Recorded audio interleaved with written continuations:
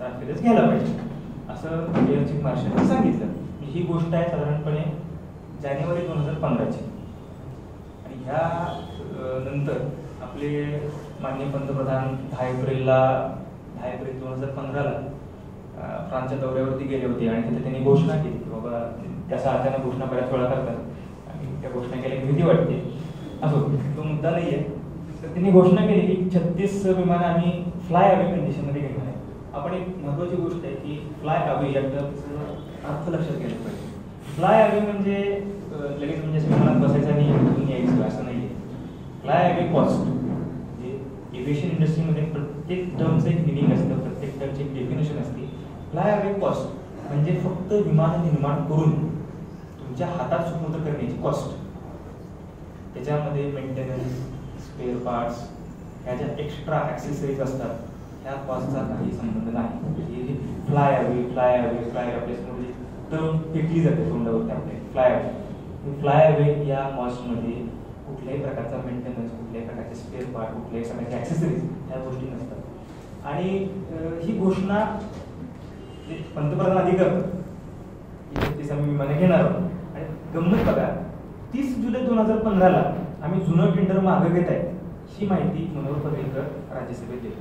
म्हणजे आधी पंतप्रधान आपल्याला माहिती आहे त्याची सवयच आहे आपल्याला की आधी घोषणा आणि मग अंमलबजावणी ह्या ज्या खूप अशा इंटरेस्टिंग गोष्टी आहेत आपल्या सरकारकडून पाहायला मिळतात. नोटबंदीच्या बाबतीत काय झालं मी सांगायची गरज नाही, सर खूप चांगल्या पद्धतीने सांगू शकते. तर ह्यानंतर काय झालं की 2016ला 2016 झाले त्या 2016ला MOU केला गेला जानेवारी 2016ला. आणि 22 फेब्रुवारी पुढं ते आकडे येतीलच, 22 फेब्रुवारीला रिलायन्सला एक लायसन्स दिले गेलं 22 फेब्रुवारी 2016ला. आणि त्यानंतर आणि फायनल जी सिग्नेचर झाली करारावर म्हणजे 36 विमानं खरेदी करणार आहोत, MOU झालाय जानेवारीमध्ये, घोषणा केलेली आहे मागच्या एप्रिलमध्ये. ठीक आहे, म्हणजे MOU करायला त्यांनी जवळपास 1 वर्ष घेतलं. 23 सप्टेंबर 2016ला नवीन करारावरती सह्या झाल्या. तारखा खूप महत्त्वाच्या आहेत कारण ह्या तारखा पाहिल्या नाही तर आपल्याला पुढचं लॉजिक लक्षात येणार. पुढे जाऊया आपण. ठीक आहे, आता आपल्याकडे खूप वादग्रस्त शब्द तयार झालेले ऑफसेट. ऑफसेट म्हणजे नेमकं काय बघा. ठीक आहे, ऑफसेटचे अनेक अर्थ आहेत. जे डिक्शनरीमध्ये तुम्ही पाहिलं तर भरपाई म्हणून केलेली गुंतवणूक, बरोबरीचा भागीदार, अशा टाईपचे ऑफसेट पार्टनरचे वेगवेगळे अर्थ. पण आपण डिक्शनरीचा अर्थ घेऊ शकत नाही कारण डिक्शनरीमध्ये एका शब्दाचे अनेक अर्थ असतात. आपल्याला कुठल्याही नियमाचा, कुठल्याही कायद्याचा अर्थ पाहण्यासाठी त्या कायद्याचा किंवा नियमाचा उल्लेख ज्या पुस्तकात केलेला आहे तिथं त्यांना अर्थ काय अपेक्षित आहे हे पाहणं गरजेचं असतं. त्यामुळे ऑफसेटची डेफिनेशन त्यांनी काय दिली, ऑफसेट हा शब्द कुठून आलेला आहे ते सांगण्यासाठी मी ते दिलेलं आहे. ऑफसेट म्हणजे काय आणि इंडियन ऑफसेट पार्टनर काय, ह्या 2 गोष्टी दिलेल्या आहेत. की ऑफसेट क्लॉज हा 300 कोटीच्या वरच्या कुठल्याही केससाठी ॲप्लिकेबल होता. फक्त त्याला एक्सेप्शन कशात होतं की युद्ध काळामध्ये जी तातडीची खरेदी केली जाते, ठीक आहे, ती खरेदी वगळता तर सर्व खरेदीसाठी हा 300 कोटीच्या वर जर खरेदी असेल तर हा ऑफसेट क्लॉज कंपल्सरी होता. म्हणजे एकूण खरेदीच्या रकमेपैकी 30% रक्कम पुन्हा भारतामध्ये गुंतवणं अपेक्षित होतं. ही गुंतवण्यासाठी ऑफसेट डिस्चार्ज कसा करायचा यासाठी वेगवेगळ्या मेथड्स आहेत. त्याच्या मेथड्सचे पण आपण पुढे बघणार आहोत. पण एक महत्त्वाची टर्म आहे Indian offset partner. Indian offset partner काय आहे की त्याच्यामध्ये इलिजिबल सर्व्हिसेस आणि ट्रान्सपोर्ट टेक्नॉलॉजी किंवा या ज्या मॅन्युफॅक्चरिंग आहेत ह्या सगळ्याच्या मार्फत इंडियन कंपनी असेल किंवा ती पब्लिक सेक्टर असेल किंवा प्रायव्हेट सेक्टर असेल तो मॅटर करत नाही, किंवा DRDO सारखी एखादी संशोधन संस्था असेल, ह्या कंपन्यांमध्ये केलेली गुंतवणूक ही ऑफसेट डिस्चार्ज करण्यासाठीची गुंतवणूक आहे. आणि ज्या कंपनीमध्ये ज्या संस्थेबरोबर हा करार केलेला आहे त्या संस्थेला एकापेक्षा त्या अनेक असू शकतात बरं का, त्याला इंडियन ऑफसेट पार्टनर म्हणते. ठीक आहे, आता इलिजिबल प्रोडक्ट अँड सर्व्हिसेस हे आपण सगळं घेतोय DPP 2006 आणि DPP 2013. DPP म्हणजे डिफेन्स प्रोक्युरमेंट प्रोसिजर 2006 आणि 2013. 2006 का तर 2007ला आपण काय काढलेलं आहे, निविदा काढलेली आहे. त्यावेळी जे DPP लागू होतं ते कुठलं होतं 2006. ठीक आहे, आणि 2013चं सिग्निफिकन्स पुढे तुम्हाला लक्षात आणून घे. तर त्याच्यामध्ये मुख्य 4 सर्व्हिसेस आहेत. त्याच्यामध्ये डिफेन्स प्रोडक्ट्स आहेत, products for inland and coastal security, civil aerospace product, services related to eligible products. असे 4 पद्धतीने आपण ऑप्शन डिस्चार्ज करू शकतो, ऑप्शनची गुंतवणूक करू शकतो. त्याच्यामध्ये नोट दिलेली आहे, ठीक आहे. अपेंडिक्स जे डी आहे त्याच्यामधला जो अनेक्शन 6 आहे त्याच्यामध्ये त्यांनी दिलेलं आहे की ही जी इन्व्हेस्टमेंट आहे ही सिव्हिल सेक्टरमध्ये, सिव्हिल एरोस्पेस सेक्टरमध्ये तेव्हाच केली जाऊ शकते की जेव्हा ती करारामध्ये पूर्वीपासून मेन्शन केली. हा सगळ्यात महत्त्वाचा भाग आहे. कारण रिलायन्स एरोस्ट्रक्चर लिमिटेड आणि दासो यांचा जो DRAM हे जॉईंट व्हेंचर झालेला आहे नागपूरमध्ये, ते आहे तिथं गंमत अशी आहे की लायसन्स आहे मिलिटरी एअरक्राफ्ट अँड हेलिकॉप्टर प्रोडक्शनचं, आणि तिथं प्रोडक्शन होणार आहे फाल्कन या सिव्हिल एअरक्राफ्टचं, जे IRDA 1951चं सरासर उल्लंघन आहे. ठीक आहे, म्हणजे तुमच्याकडे लायसन्स एका गोष्टीचं आहे, तुम्ही प्रोडक्शन एका गोष्टीचं करताय.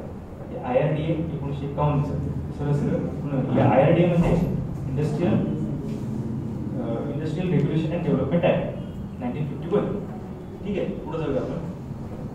तर आता आपण 5 नोव्हेंबर मागे सांगितलं, 5 नोव्हेंबर 2008ला त्या दिवशी निकोलस सार्कोझीनी आणि दासोनं एकत्रित प्रेस नोट दिली. त्या प्रेस नोटमध्ये मागे सांगितल्याप्रमाणे की फ्रान्स सरकारनं स्वतः जबाबदारी घेतली होती की ट्रान्सफर ऑफ टेक्नॉलॉजी होणार आहे. ट्रान्सफर ऑफ टेक्नॉलॉजी का महत्त्वाची हे पहिल्यांदा आपण बघूया आणि त्याकडे आपण नंतर जाऊया.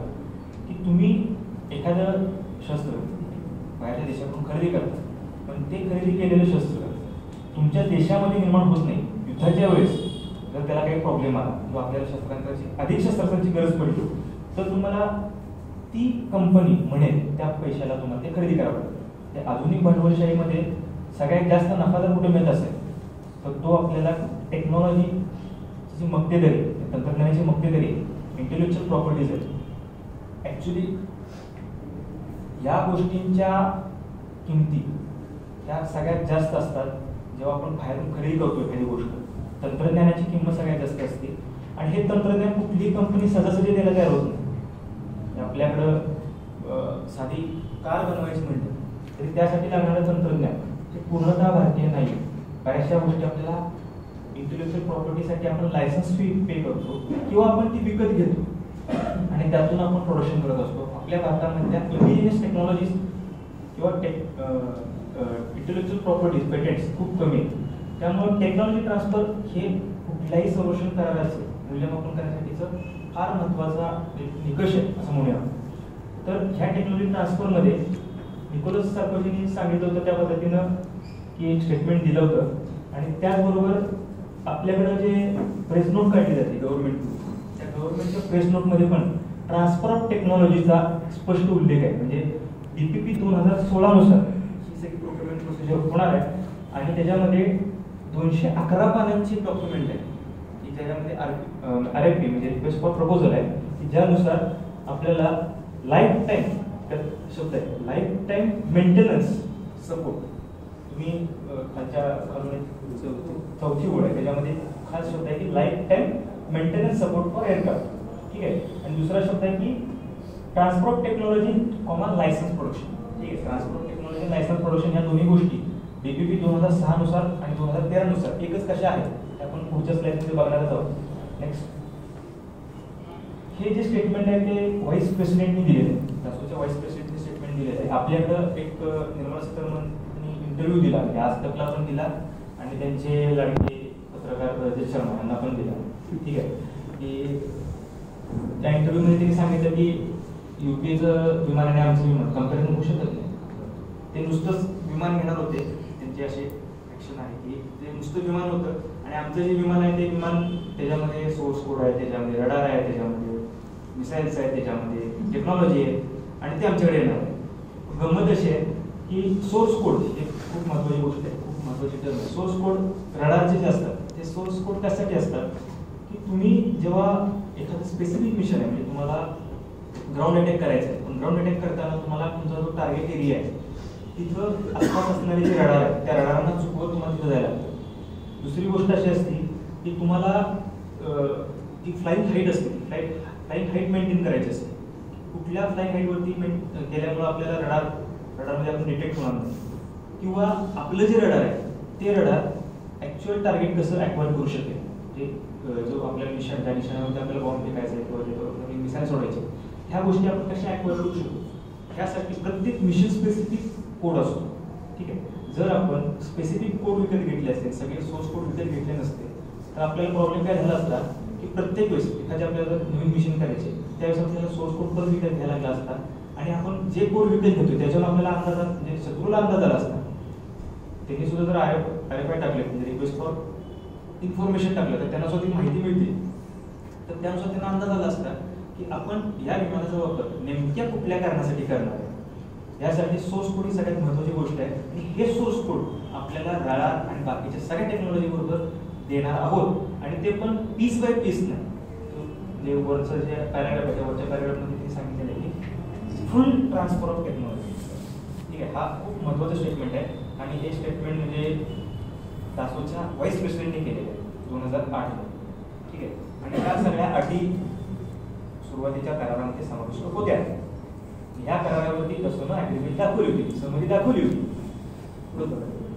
ठीक आहे, आता ह्याच्यावरती पुढे वादन काय झालं ते आपण परत बघूया. थोडंसं आपण मध्ये बघूया काय झालं की 2008 साली मागे सांगितल्याप्रमाणे सब प्राईम क्रायसिस चाललं होतं. कंपन्या म्हणेल त्या किंवा करायला तयार होत्या, म्हणेल त्या किमतीला द्यायला तयार होत्या. पण काय झालं की 2012 पर्यंत डील होऊ शकलं नाही. ह्या सगळ्या टेस्टिंग प्रोसेस आणि ह्या सगळ्या म्हणजे 31 जानेवारी 2012 फायनल फ्लाईट टेस्ट वगैरे होऊन जेवण पिरियड डिसाईड करून आपण कन्फर्म केली की रात्री खरेदी करायचं. तर तो पण काय झालं की ह्या क्रायसिसचा परिणाम थोडा थोडा कमी व्हायला लागला.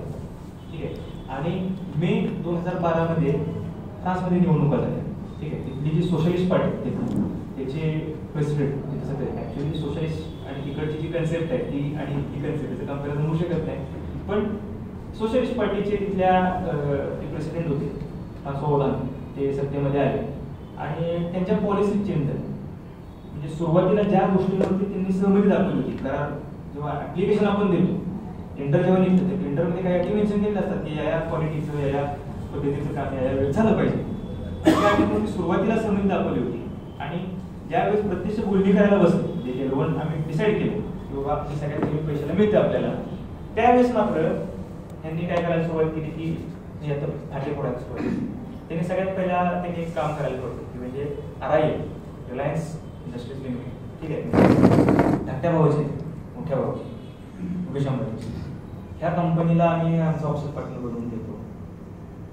याचं कारण काय होतं की जर भारत सरकारला तुम्ही जर ट्रान्सपोर्ट टेक्नॉलॉजी केली तर त्याच्यामधून तुम्हाला परत परत प्रॉफिट मार्जिन मिळेल याची गॅरंटी. ठीक आहे, लायसन्स प्रोडक्शन जरी असलं तरी ते लिमिटेड अप टू 108 म्हणजे 108 एअरक्राफ्टसाठी ते लिमिटेड होतं. गंमत अशी असते की जेव्हा सरकारच्या टेक्नॉलॉजी जाते त्या टेक्नॉलॉजीचं रिव्हर्स इंजिनिअरिंग करून परत त्याच्यामध्ये मॉडिफिकेशन करून इंडिजिनियसली टेक्नॉलॉजी डेव्हलप केली जाते. ही जी गोष्ट आहे हीच गोष्ट आपल्याला आपला जो न्यूक्लियर प्रोग्राम आहे न्यूक्लियर प्रोग्राम आहे ऍक्च्युअली ओपन सिक्रेट आहे की आपल्याकडे फास्ट ब्रिडर जो रिएक्टर आहे तो फास्ट ब्रिडर रिएक्टर कॅनडाचा रिएक्टर आपण आयात केला होता.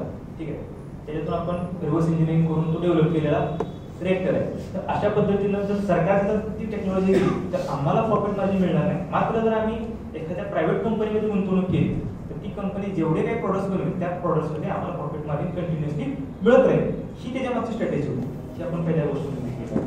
आणि त्यामुळे मग मध्यंतरी बातमी आलेली की बेंगलोरमध्ये रिलायन्स इंडस्ट्रीज बरोबर आम्ही विंग्स मॅन्युफॅक्चरिंग म्हणजे जे विमानाचे पंख आहेत ते विमानतळाचा कारखाना वगैरे काढणार आहे अशा बातम्या आल्या होत्या. पण ते फायनल पर्यंत काही गेलं नाही.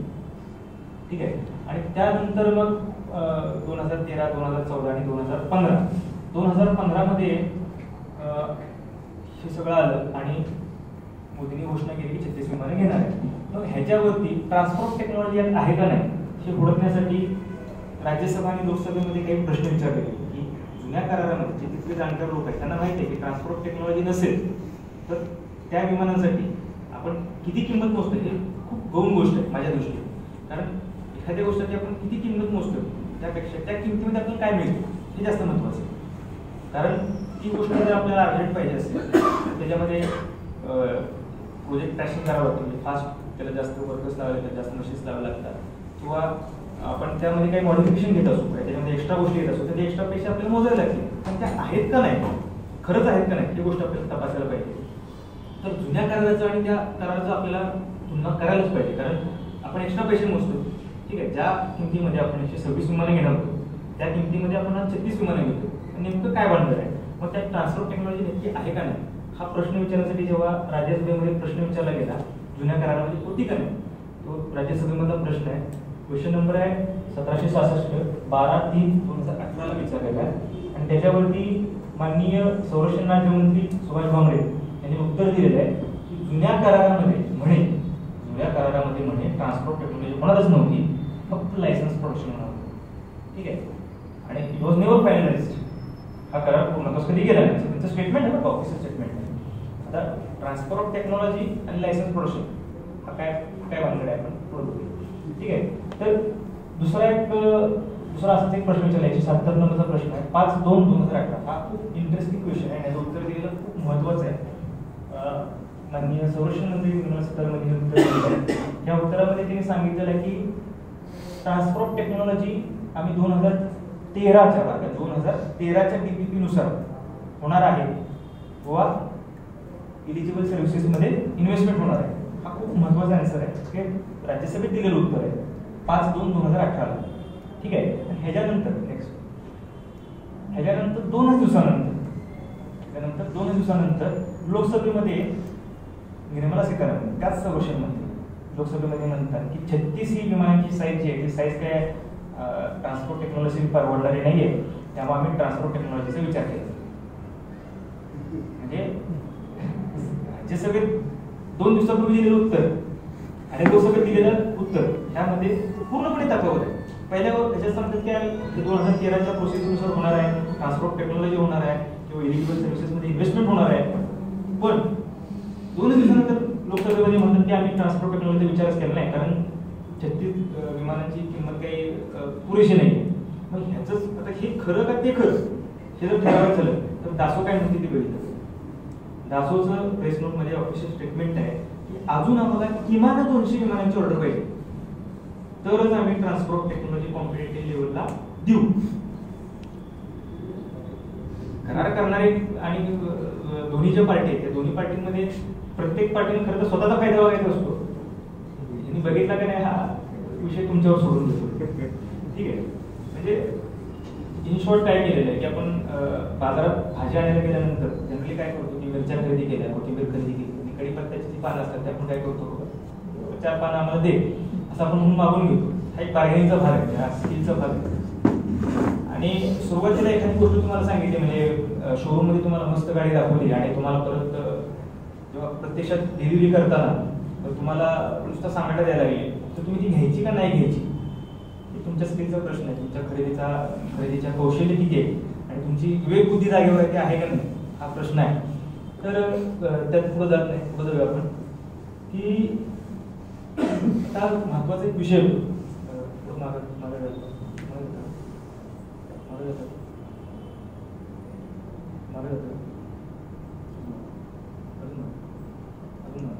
ठीक आहे, तर ऑफसेटचा जो हा पार्ट आहे यामध्ये मगाशी मी सांगता राहिलो की ट्रान्सपोर्ट टेक्नॉलॉजी आणि लायसन्स प्रोडक्शन.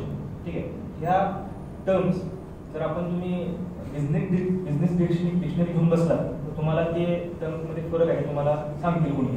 पण आपण अर्थ तो घ्यायचा का DPP मध्ये दिलेला मेन्शन केलेला घ्यायचा ही महत्वाची गोष्ट आहे. कारण आपल्या मनाला आपण अर्थ घेऊ शकत नाही.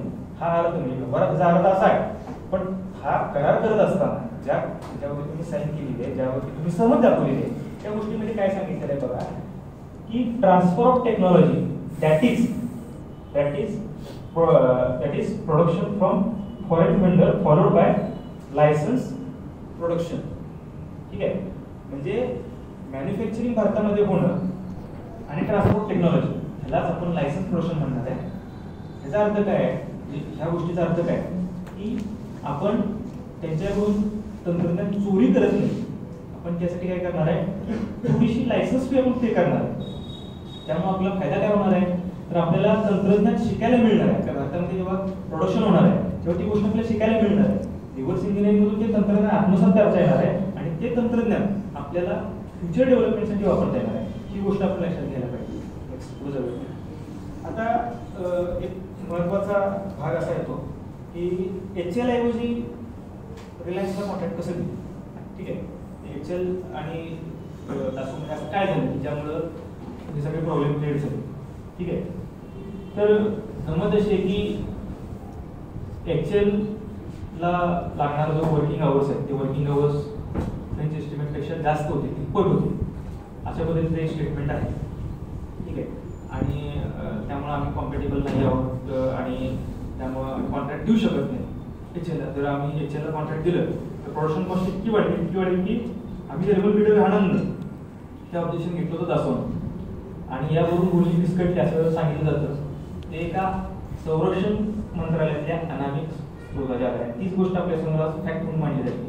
पण रिव्ह्यूची बातमी म्हणजे मी जो लेख लिहिलेला आहे गुगलवरती ते 4 लेख उपलब्ध आहेत, त्या लेखांमध्ये मी संदर्भ दिलेले आहेत की याच स्रोतानं सांगितलं दुसरं जे मत आहे की मान्य HLची कॅपॅसिटी आत्ता नाही आहे, HLची कॅपॅसिटी टाइम फ्रेममध्ये येणाऱ्या टाइम फ्रेममध्ये आपण वाढवू शकतो आणि ते करणं शक्य आहे.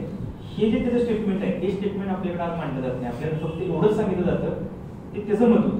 ठीक आहे. ते कुठल्याही प्रकारे अधिकृत कुठेही बाहेर आलेलं नाही पेपरमध्ये. हे लीक झालेली बातमी आहे आणि ती फॅक्ट म्हणून सांगितलं जातं. टाइम्स ऑफ इंडियाच्या 10 फॅक्ट्स अबाउट ट्रॅफिक म्हणून एक त्यांचं एक टायटलची बातमी आहे. त्या बातमीमध्ये ती गोष्ट फॅक्ट म्हणून सांगितलेली आहे. ठीक आहे. तर गंमत अशी आहे की ह्या ज्या काही अडचणी होत्या त्या अडचणींवरती हा व्यापारी खेळाचा भाग होता. आता कसं आहे माहिती आहे की त्यांना काही करून आपल्या टेक्नॉलॉजी भारताला द्यायची नव्हती. ठीक आहे. त्यांनी ज्या गोष्टीची ॲग्रीमेंट केली होती ती गोष्ट काय होती की HL बरोबर भारतामध्ये प्रोडक्शन करणं. ह्याचा पहिल्यापासून करारामध्ये स्पष्ट लिहिले आहे की इथं प्रोडक्शन करायचं आहे तुम्हाला 108 विमानांचं. 18 विमानं आम्ही तुमच्याकडून घेऊ विकत आणि बाकीचे 108 विमानं भारतामध्ये बनणार आहे. आणि टोटल कॉन्ट्रॅक्टची कॉस्ट अराउंड $15 बिलियन होती, जी 63 विमानं अजून जर घेतली आहे तर $5 बिलियन अजून एक्स्ट्रा देऊ. अशा पद्धतीने टोटल $20 बिलियन करार होता. तर गंमत अशी आहे की 11 मार्च 2015च्या अॅन्युअल अर्निंग रिपोर्टमध्ये जो दासोचा CEO आहे एरिक ट्रॅपियर, तो काय म्हणतो की आम्ही पहिल्यांदा कुठल्या तरी कंपनी बरोबर म्हणजे या राफेल कराराचं वर्णन करताना आम्ही पहिल्यांदा कुठल्या तरी कंपनी बरोबर को कॉन्ट्रॅक्टर होण्याचं स्वीकारलेलं आहे. म्हणजे HL बरोबरचे जे काही मतभेद होते ते मतभेद संपुष्टात आले होते. ठीक आहे. जे काही निगोशिएशन होती ती निगोशिएशन संपली होती, फक्त करारावरती साईन व्हायची राहिली होती. याच गोष्टीचा त्यानं पुनरुच्चार केलेला आहे 25 मार्च 2015च्या प्रेस कॉन्फरन्समध्ये. त्याचा व्हिडिओ पण आहे माझ्यामध्ये. ठीक आहे. तो व्हिडिओ खूप फेमस झालेला आहे. युट्यूबवरती तुम्ही जर टाकलं की एरिक ट्रॅपियर ऑन राफेल असं टाकलं तर तुम्हाला तो व्हिडिओ मिळून जाईल. 25 मार्च 2015च्या प्रेस कॉन्फरन्समध्ये त्यांनी स्पष्ट स्टेटमेंट केलेलं आहे की HL will be our major offset partner. ठीक आहे. नुसतं ऑफसेट पार्टनर हा उल्लेख केलेला नाही, मेजर ऑफसेट पार्टनर. मेजर हा शब्द जो आहे खूप महत्वाचा आहे. ठीक आहे. आणि त्याच्यामध्ये 108 विमानं भारतामध्ये निर्माण केली जाणार आहेत आणि 18 विमानं विकणार आहोत. ह्याही गोष्टीचा उल्लेख केलेला आहे. म्हणजे 25 मार्च 2015 पर्यंत करार काय होता की जो जुन्या पद्धतीने चालला होता त्याच पद्धतीने चाललेला होता. पण 10 एप्रिलला आपले माननीय पंतप्रधान नरेंद्र मोदी आपले पंतप्रधान माननीय अजून आहे. ओके. तर महत्वाची गोष्ट अशी आहे की 10 एप्रिल 2015ला नवीन कॉन्ट्रॅक्ट करतोय आम्ही 36 विमानं घेतोय अशा पद्धतीची घोषणा त्यांनी फ्रान्समधूनच केली. म्हणजे बाहेरूनच त्यांनी ती घोषणा केली. या इन घोषणा जॉईंटली केली. जॉईंटली केली. फ्रान्स गव्हर्नमेंट आणि इंडियन गव्हर्नमेंट दोन्हीचं स्टेटमेंट आहे, एकत्र स्टेटमेंट आहे. तर 10 एप्रिलला केली म्हणजे 16 दिवसांमध्ये त्याला करार म्हणतात. IGA परत केलेला आहे. मूवी तसा 2016 मध्ये केलेला आहे. घोषणा, announcement and agreement, 2 different terms. तोच मुद्दा आता काहीतरी आहे वाटतं. ठीक आहे. महत्वाची गोष्ट काय आहे की 10 एप्रिलला म्हणजे 16 दिवसामध्ये असं काय झालं. ठीक आहे. म्हणजे एवढे वर्ष बोलणी चाललेली आहे आणि त्या बोलणीमध्ये कुठेतरी फायनल झालेलं आहे. 16 दिवसामध्ये असं काय झालं की बाबा अचानक 126 वरून 36 वर आहे. ठीक आहे. मी म्हणतो काहीतरी तांत्रिक अडचण असेल किंवा इमर्जन्सी असेल, युद्ध वगैरे सुरू झालं असेल, खरेदी केली, मान्य करू शकतो. ठीक आहे. पण असं काहीच नाही आणि 36 विमानं कशी काय. बरं ठीक आहे. असो. गंमत दुसरी अशी आहे की 24 एप्रिल 2015ला म्हणजे ही जी डेट आहे माझी नाही बरं, कॉमर्स मिनिस्ट्रीने पब्लिश केलेली डेट आहे. 24 एप्रिल 2015ला रिलायन्स एरोस्पेस लिमिटेड हे रजिस्ट्रेशन आणि एस्टॅब्लिशमेंट झाली.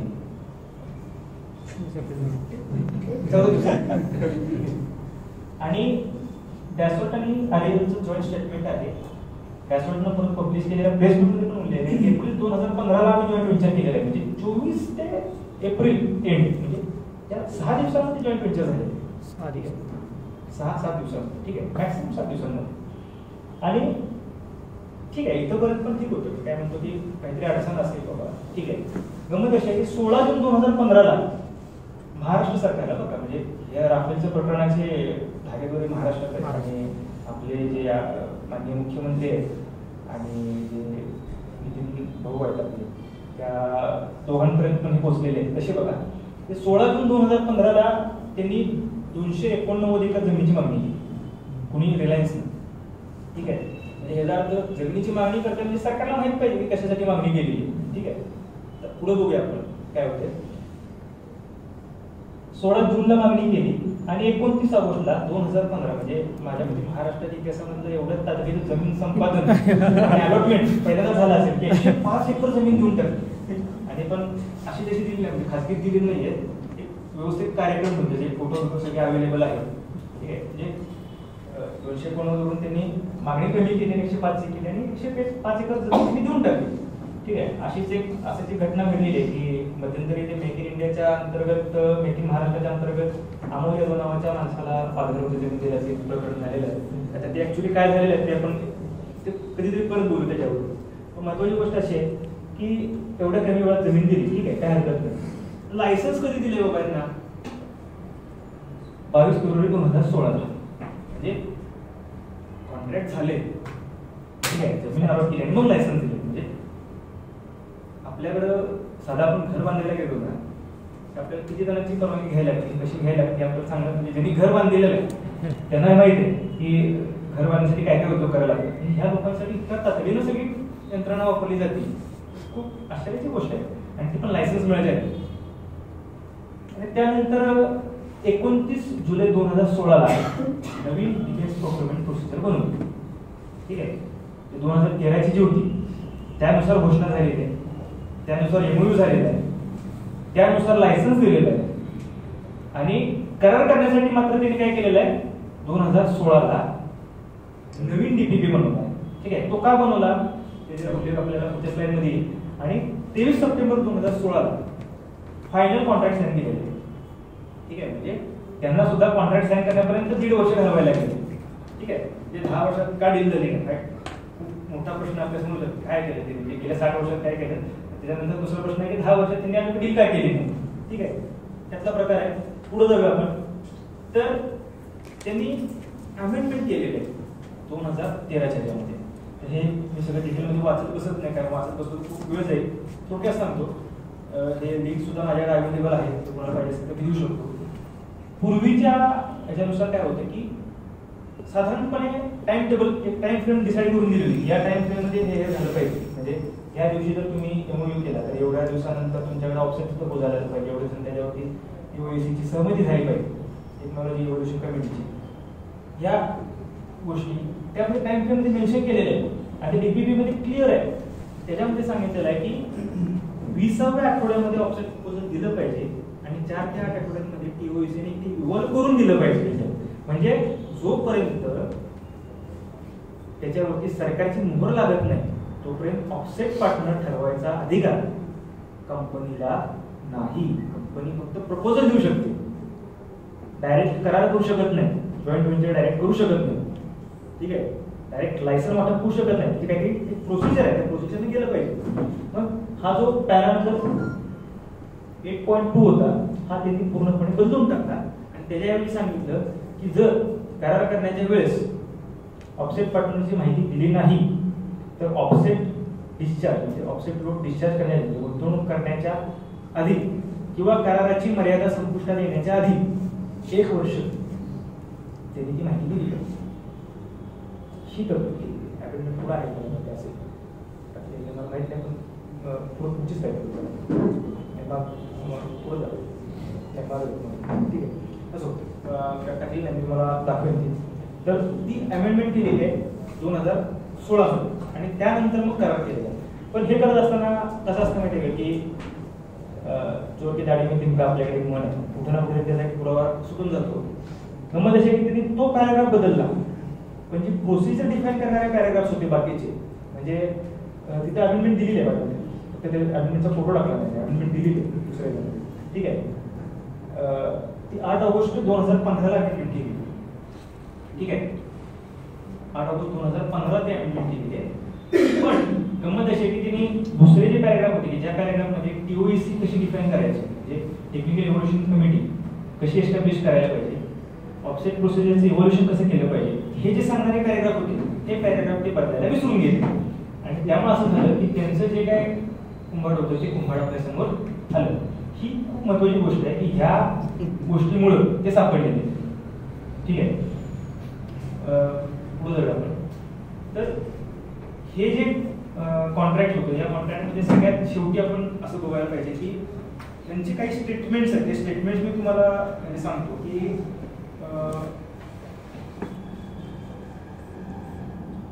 महत्वाची गोष्ट अशी आहे की एरिक ट्रॅपियर म्हणतो की आम्ही रिलायन्सला ऑफसेट पार्टनर जे ठरवलं, रिलायन्स आमचा ऑफसेट पार्टनर बनावा हे आमचं ठरवलं. हे कशाच्या आधारे ठरवलं तर आम्ही त्यांचं नुसतं ऑफसेट पार्टनर नाही, मेजर ऑफसेट पार्टनर हा शब्द बघा त्याचा प्रेस नोटमध्ये, मेजर ऑफसेट पार्टनर कशाच्या आधारे ठरवलं तर त्यांची फायनान्शियल कॅपॅबिलिटी बघून, ठीक आहे. त्यांचं ऑडिट रिपोर्ट असतील जुने काही, ते बघून आम्ही ठरवलं असं त्यांचं मत आहे. पण गंमत अशी आहे की आत्ताच एरिक्सननं 1600 कोटी आमचे दिले नाहीत म्हणून अनिल अंबानी आणि त्यांच्या अधिकाऱ्यांना हे सोडण्याची परवानगी देऊ नका अशी याचिका दाखल केली, ठीक आहे. म्हणजे 1600 कोटी ज्या माणसाकडे झालेलं आहे त्या माणसाकडे केलेलं आहे. आणि दुसरी गोष्ट अशी आहे की आणखी एक इकॉनॉमिक टाइम्सला त्याचा एक रिपोर्ट आहे की म्हणजे 2 भावाभावांची भांडणं झाली आणि कंपनीचं विभाजन झालं, तिथून पुढं मुकेश अंबानीची कंपनी कशी बऱ्यापैकी तग धरून आहे आणि अनिल अंबानीची कशी पोत्यात चाललेली आहे, त्याचे डिटेलमध्ये रिपोर्ट त्यांनी इकॉनॉमिक टाइम्सवरती पब्लिश केलेलं आहे. म्हणजे जी कंपनी ऑलरेडी नुकसानीत आहे त्या कंपनीचे फायनान्शियल कॅपॅबिलिटी चांगली आहे. कुणाच्या विरोधात? तर एचएलच्या विरोधात, ही जी कंपनी फायद्यात आहे, ठीक आहे. कुठल्या फायनान्शियल कॅपॅबिलिटी बघून त्यांनी, कॅपॅसिटीज बघून त्यांनी हे ठरवलं, हा एक संशोधनाचा विषय आहे. आणि त्यांना त्या ऑडिट रिपोर्ट्स किंवा त्या पद्धतीचे काय म्हणतात डॉक्टरेटेड रिपोर्ट्स कुणी प्रोव्हाइड केले, हा एक संशोधनाचा विषय आहे. गंमत अशी आहे की आपल्याकडे कॉमन समजूत आहे की बाबा कॉमन काय म्हणतात मेंटॅलिटी आहे की जो माणूस घरदार सोडून देशासाठी काहीतरी करतोय, समाजासाठी करतोय, भ्रष्टाचार करू शकत नाही, ठीक आहे. एखाद्या विचारसरणीला वाहून घेतलेला माणूस भ्रष्टाचार करू शकत नाही. गंमत अशी आहे की विचारसरणीला वाहून घेतलेला आहे, मान्य त्याने स्वतःचे पैसे खाल्ले नसते, पण पक्षाला देणगी लागते, पक्ष देणगीशिवाय चालू शकत नाही, महत्वाची गोष्ट आहे. आणि जे दुर्दैवानं हे भारतामधल्या कोंबड्या भांडवलशाहीचं वास्तव आहे की प्रत्येक पक्ष राजकीय देणग्या घेतो, ठीक आहे. आणि जे भांडवलदार त्या राजकीय पक्षांना देणग्या देतात ते काय त्यांच्या आयडिओलॉजीवर त्यांचा विश्वास असतो, त्या नेत्यांबद्दल त्यांचं फार प्रेम असतं म्हणून देत नाही. तुम्ही सत्तेत या आणि सत्तेत आल्यानंतर आम्ही जे म्हणतो आम्हाला सोयीस्कर अशा पद्धतीची धोरणं तुम्ही राबवा, हे साधा सरळ हिशोब असतो, त्याच्या दृष्टीने गणित आहे. आणि आपण जर पाहिलं तर टाटा, बिर्ला हे जे ग्रुप्स आहेत हे कन्व्हेन्शनल म्हणजे ट्रॅडिशनली आपण म्हणूया की काँग्रेसला फंडिंग करणारे पाहिजे हे होते, ग्रुप होते, ठीक आहे. त्यांचं जो फंडिंग आजकाल आपण भाजपकडे जाताना बघतो, म्हणजे मध्यंतरी एका बातमीनुसार त्याची आकडेवारी आपल्याला एक्झॅक्ट नाही आहे, कारण त्याच्यामध्ये पण पॉलिसीमध्ये त्यांनी घोळ केलेला आहे की इलेक्ट्रोल बॉन्ड्समध्ये काय घोळ केलेला आपल्याला माहिती आहे. त्यांच्यापर्यंत पैसे कसे पोहोचत आहेत ह्याचे सगळे माहितीचे मार्गच बंद केलेले आहेत. आपल्याकडे कसं आहे माहिती आहे की पैसे कुणीतरी हातातून दिले आणि मी ते घेतले म्हणजेच मी भ्रष्टाचार केला असं नाहीये. पॉलिसीमध्ये करप्शन किंवा करप्ट पॉलिसीज डिझाईन करायच्या आणि त्यातल्या फ्लॉजचा, त्यातल्या त्रुटींचा वापर करून आपला फायदा कसा करून घ्यायचा हे राजकारण्यांनी म्हणजे खूप जबरदस्त गोष्ट आणलेली आहे. म्हणजे 2G असेल किंवा कोळसा घोटाळा असेल, ह्या घोटाळ्यामध्ये सुद्धा सरकारच्या विरोधात न्यायालय कारवाई का करू शकले नाही. जे काही झालं ते पॉलिसीनुसार झालेलं आहे. त्यांनी पॉलिसी तशी डिझाईन केलेली आहे की ज्यामुळे त्यांना फायदा होऊ शकेल, ठीक आहे. त्यांना म्हणजे त्यांच्या हितचिंतकांना फायदा होऊ शकेल, ठीक आहे. परस्परा साह्यपूर अवैध सुपंत अशा प्रकारचं ते सुपंतच्या आपण कुपंत म्हणून अशा पद्धतीचं ते आहे. तर महत्वाची गोष्ट अशी आहे की हा भ्रष्टाचार होतो कसा. कुठेतरी सभा आहे, कुठेतरी एखादा कार्यक्रम आहे, त्या कार्यक्रमाचं ऑर्गनायझेशन करण्यासाठी जो पैसा लागतो त्या कंपनीत डायरेक्ट खर्च करतात. म्हणजे मोदींचे एवढे मोठे मोठे इव्हेंट्स होतात, ते काही इव्हेंट्स त्यांच्या स्वतःच्या खिशातल्या पैशातून होतात असं नाही आहे, कारण त्यांची एवढी धैर्यकेली मालमत्ता आहे आणि झालेला खर्च आहे. जर बघितलं तर ते कुठं त्याला ताळमेळ लागणार नाही. महत्त्वाची गोष्ट अशी आहे की ह्या पॉलिसीज आपल्याला समोर येतात ना, त्याचं इव्हॉल्युशन करत असताना, लोकांपर्यंत पोहोचवत असताना आपण काय करतो की त्याचं एक तर खूप सिम्प्लिफिकेशन करतो, ओव्हर सिम्प्लिफिकेशन करतो, किंवा मग खूप आपण टेक्निकल गोष्टींकडे जातो. आपल्याकडं एक गंमत आहे की म्हणजे 4-2 इंग्लिश शब्द वापरले, 4-2 तांत्रिक बाबी सांगितल्या की आपल्याला वाटतं की बाबा पुढचं काहीतरी माहिती आहे, पुढचं काहीतरी माहिती आहे. तो खरं सांगतो. आपल्याकडे सगळ्यात महत्त्वाची एक गोष्ट सांगितलं ते म्हणजे टेक्नॉलॉजी ट्रान्सफर होणार आहे, वेपन्स मिळणार आहे, रडार मिळणार आहे, सोर्स कोड मिळणार आहे. त्यामुळे या विमानांच्या किमती वाढलेल्या आहेत. 75% विमानं कायम लढाईच्यासाठी सक्षम अशा स्थितीमध्ये मेंटेन करणार आहोत, त्यासाठी मेंटेनन्सचा खर्च आहे, त्यामुळे किमती वाढलेल्या आहेत. पण आपण मागाशी बघितल्याप्रमाणे या करारामध्ये life cycle analysis, life time maintenance ही गोष्ट, transfer of technology, source code ह्या गोष्टी पहिल्यापासून होत्या. मग ही कराराची किंमत वाढली का? ह्या गोष्टीचं उत्तर आपण विचारणं गरजेचं आहे. पण ह्याच्यावरती एक ऑब्जेक्शन घेतलं जातं की तुम्हाला एवढं माहिती आहे, तुमच्यावर विश्वास आहे, कोर्टात तक्रार काय दाखल करतो. गमत अशी आहे की परराष्ट्र धोरण आणि संरक्षणविषयक धोरण त्याच्यामध्ये तुम्हाला ज्युडिशियल हस्तक्षेप, काही हस्तक्षेप ह्या म्हणजे माझं थोडं मराठी आणि इंग्लिशात एवढी कन्फ्युजन होते. ठीक आहे, काय हरकत नाही. तर त्याला लिमिटेशन्स आहेत. कुठल्या गोष्टींच्या अगेन्स्ट आपण नोटीस काढू शकतो, कुठल्या गोष्टींच्या अगेन्स्ट काढू शकत नाही. सरकारनं माहिती द्यावी असं सांगितलेलं आहे. सरकारला पूर्णपणे मोकळं सोडलेलं नाही, पण त्याच वेळची PIL दाखल करून घेतलेली होती, PIL जी घेतली होती दाखल करून घेतलेली नाही. त्याचं कारण असं आहे की परराष्ट्र धोरण आणि संरक्षण धोरण हे याच्यामध्ये काहीतरी सिक्रेसीचा भाग असतो, नाही असं नाही, पण तो डायरेक्ट त्यांच्यासमोर ओपन करायचा नसतो. पण ह्यासाठी काय तर JPC म्हणजे जॉईंट पार्लियामेंटरी संयुक्त संसदीय समिती ती पाहिजे आहे. ती भोपूरच्या वेळेस सुद्धा स्थापन करायला त्यावेळेस काँग्रेस सरकार, काँग्रेसने नकार दिला होता. आज भाजप तेच आज म्हणजे अडकून पालटून बसलेले आहे आणि ते म्हणतात की आम्ही स्थापन करणार नाही, का तर सिक्रेसी जे आहे, सिक्रेसी क्लॉज आहे, त्यामुळे आम्ही स्थापन करणार नाही. संसदेमध्ये जे मेंबर्स असतात त्या मेंबर्सना मुळात कॅबिनेट मिनिस्टरला तर सिक्रेसी होत असतेच, ठीक आहे. जे जॉईंट पार्लिमेंटरी कमिटीचे मेंबर्स असतील त्यांना गोपनीयतेची शपथ द्या हवं तर, पण तुम्ही ह्या गोष्टी त्यांच्यासमोर तुम्ही उड्या करा. ह्या गोष्टींवरती माझ्या मते जोपर्यंत जनतेतून त्यांच्यावरती दबाव होत नाही तोपर्यंत त्या गोष्टी समोर येणार नाही आहेत. आणि ह्या गोष्टीसाठी मला वाटतं की सोशल मीडियावरती आणि त्याचबरोबर ग्राउंड लेवलवरती म्हणजे जिथे जिथे आपण समाजात मिक्सअप होतो त्या ठिकाणी आपण त्या गोष्टी लोकांसमोर मांडल्या पाहिजे. आणि आणखी डिटेल्समध्ये म्हणजे तर एकतर सगळे रेफरन्सेस ॲज इट इज म्हणजे प्रेस नोट्स असतील किंवा अजून जे काही बातम्या आल्या असतील किंवा ते टेक्निकल इन्फॉर्मेशन असतील ह्या गोष्टी तिथं सगळंच दाखवणं गरजेचं नाही आहे. कारण ते जर दाखवत असतो तर महत्त्वाचा कंटेंट म्हणजे ते जे दावा करतात की ज्या गोष्टीमुळे किमती वाढलेल्या आहेत त्या गोष्टी कशा खोट्या आहेत हे सांगण्यापेक्षा त्या गोष्टीमध्ये आपण अडकून जाऊ. आणि मला वाटतं की तिथंपर्यंत ठीक आहे, कोणाला शंका असेल ते विचारूया.